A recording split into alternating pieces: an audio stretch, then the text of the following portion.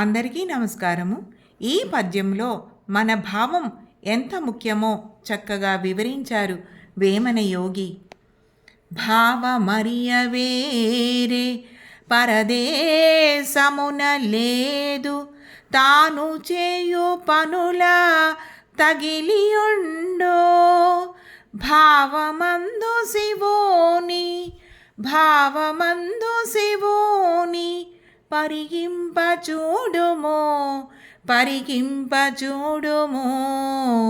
విశ్వదాభిరామ వినురవేమా.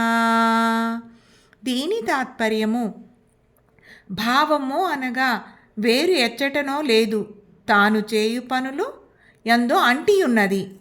తన భావం తాను పరీక్షించినచో తనయందే ఈశ్వరుడు అంతర్యామి అయి ఉన్నాడు కాన వానిని దర్శింపుము అని వివరించారు వేమన యోగి.